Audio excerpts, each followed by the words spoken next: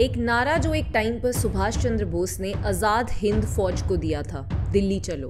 आज उसी नारे के तहत भारत के किसान दोबारा से दिल्ली की सड़कों पर उतर गए हैं। इसको फार्मर प्रोटेस्ट 2.0 का नाम भी दिया जा रहा है। पिछली बार 2021 में भी ऐसे ही किसान 3 फार्म लॉस के अगेंस्ट सड़कों पर उतरे थे और उन बिल्स को वापस कराकर ही वापस लौटे थे। लेकिन इस बार इनकी डिमांड्स कुछ डिफरेंट हैं, जिनमें से मेजर डिमांड है MSP as a legal right. इस टाइम पीरियड में सभी लोग या तो फार्मर्स को सपोर्ट कर रहे हैं या फिर उनके अगेंस्ट बात कर रहे हैं।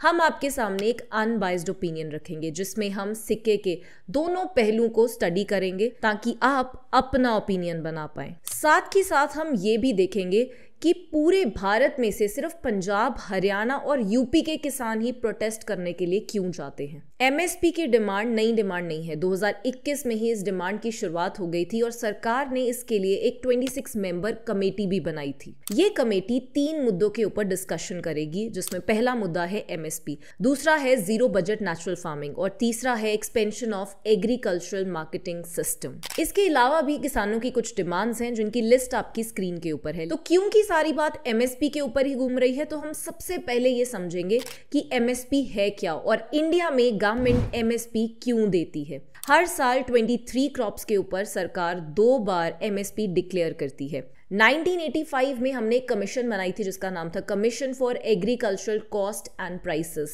ये कमीशन एमएसपी के रिकमेंडेशंस देती है एक कैबिनेट कमेटी को, जो फिर ऑल इंडिया एमएसपी डिक्लेयर करती है। किसान जब मार्केट में फसल को बेचने के लिए जाता है, अगर कुछ रीजन की वजह से मार्केट में उसको रेट नहीं अच्छा मिल रहा, उसकी कॉस्ट भी कवर नहीं हो पा रही है, तो वो सारी फसल सरकार किसानों से एमएसपी के ऊपर खरीद लेती है। मतलब एमएसपी एक फ्लोर प्राइस है जो फार्मर्स को एश्योरेंस देता है कि आपको मार्केट में इससे कम बेचने की जरूरत नहीं है। प्रेजेंट सिचुएशन में एमएसपी लीगल राइट नहीं है, तो मतलब प्राइवेट लोग एमएसपी से कम या एमएसपी से ज्यादा प्राइस भी चार्ज कर सकते हैं। लेकिन अगर ये लीगल राइट बन जाता है तो ऑल इंडिया, चाहे वो प्राइवेट है चाहे वो गवर्नमेंट, उनको एमएसपी के ऊपर ही ये फसलों को खरीदना पड़ेगा।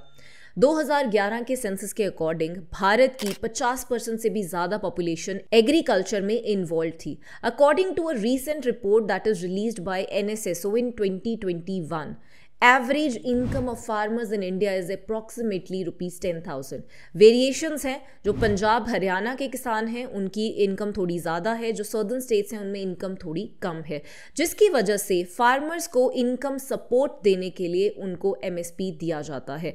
एक और बहुत इंपॉर्टेंट बात, किसी भी वेजिटेबल, फ्रूट जैसी चीज़ों के ऊपर इंडिया में एमएसपी नहीं है, जिसकी वजह से कई बार उनको अच्छा रेट नहीं मिलता और बहुत सारी फ्लक्चुएशंस आती हैं, जैसे अनियंस, टमाटोज, कैप्सिकम, इन सब चीजों के रेट मार्केट में बहुत ही ज्यादा फ्लक्चुएट करते हैं। अब हम एनालाइज करते हैं इसी सारी सिचुएशन को करंट सिनेरियो के बेसिस के ऊपर। मार्केटिंग ईयर 2023 में जितना भी वीट प्रोड्यूस हुआ उसका 24% और जितना भी राइस प्रोड्यूस हुआ उसका 46% सरकार ने प्रोक्योर किया है। तो हर साल अप्रॉक्सीमेटली सरकार 4 लाख करोड़ स्पेंड करती है इन्हीं सब चीजों के ऊपर, including procurement, fertiliser subsidy, storage, transportation, all such things.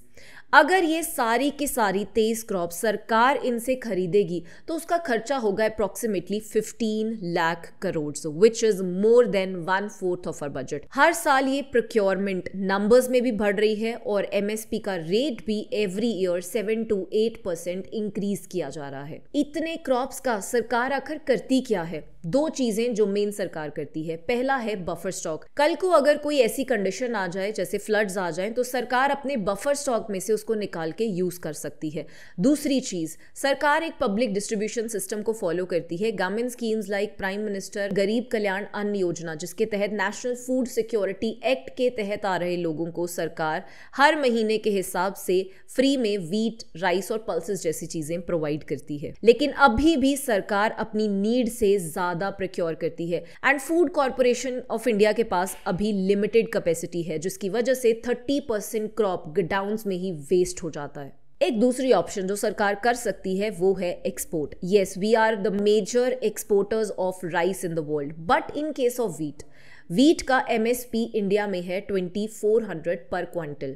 इससे सस्ता अर्जेंटीना एंड रशिया इंडिया को देने के लिए तैयार है। Even global market of wheat is less than what India is giving MSP to farmers. तो अगर हम हमारी व्हीट इंटरनेशनल मार्केट में बेचने के लिए जाएंगे तो ना तो वो प्राइस के मामले में compete कर पाएगी और ना ही क्वालिटी के मामले में। अब अगर हम बात करें प्राइवेट प्लेयर्स की, तो वो हमेशा एमएसपी से कम रेट पर व्हीट जैसी चीज़ें फार्मर से खरीदते हैं। अगर उनको लगेगा कि डोमेस्टिक रेट बहुत ज़्यादा है तो वो इंटरनेशनल मार्केट से इन चीज़ों को खरीदेंगे और इंडिया में सस्ता बेचने की कोशिश करेंगे। और अगर सरकार 15 लाख करोड़ का खर्चा सिर्फ इसी चीज़ के ऊपर करेगी तो बाकी सारा capital expenditure, for example infrastructure, वो सारा का सारा पीछे रह जाएगा, जिससे इंडिया की ग्रोथ बहुत साल पीछे चली जाएगी।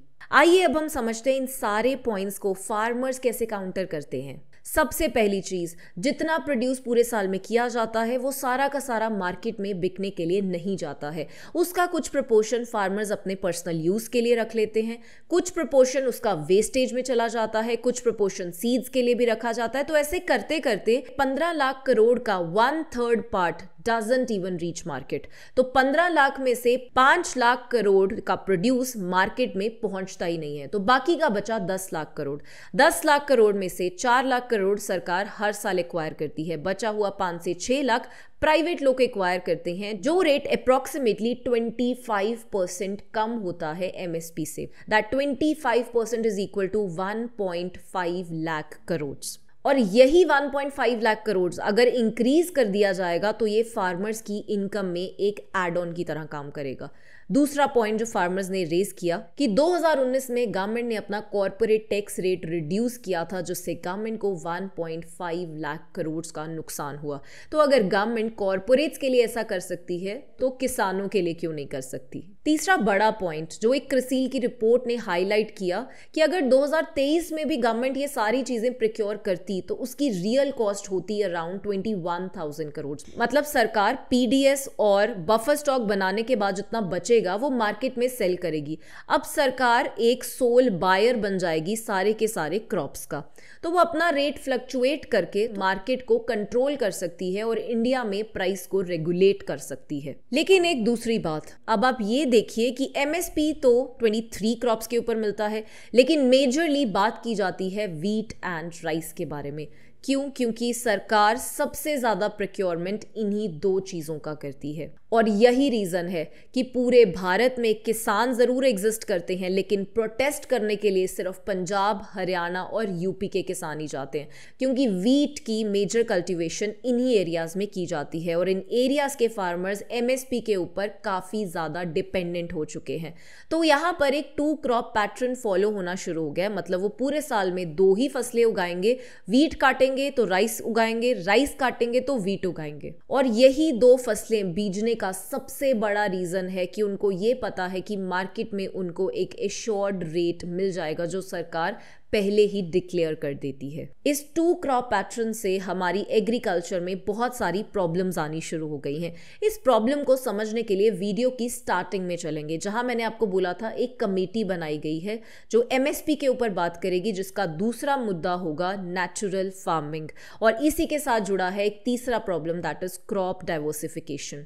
तो ये शुरुआत हुई 1960s में जब इंडिया में ग्रीन रेवोल्यूशन आया। ग्रीन रेवोल्यूशन का सबसे ज्यादा इंटेंसिव इफेक्ट हुआ था यही नॉर्दर्न स्टेट्स के ऊपर, क्योंकि यहाँ के फार्मर्स इतने रिच थे कि वो hybrid seeds, irrigation facilities, tractors और पेस्टिसाइड जैसी चीजों को अफोर्ड कर पा रहे थे। फर्टिलाइजर्स के लिए भी इंडियन गवर्नमेंट हर साल 1.5 लाख करोड़ के अप्रोक्सीमेटली स्पेंड करती है, जिसकी वजह से इंडिया में फर्टिलाइजर का यूज जरूरत से ज्यादा हो चुका है। अब गवर्नमेंट शिफ्ट करना चाहती है वापस से नेचुरल फार्मिंग के ऊपर, जिसके लिए गवर्नमेंट पीएम प्रमाण जैसी योजना भी लॉन्च कर चुकी है। 2022 के बजट में गवर्नमेंट ने ये मैंडेटरी कर दिया था कि गंगा के आसपास जितने भी खेत होंगे उन सभी खेतों में सिर्फ और सिर्फ नेचुरल फार्मिंग ही की जाएगी। क्रॉप डाइवर्सिफिकेशन गवर्नमेंट क्यों प्रमोट कर रही है, उसको समझने के लिए हम पंजाब की सिचुएशन को समझेंगे।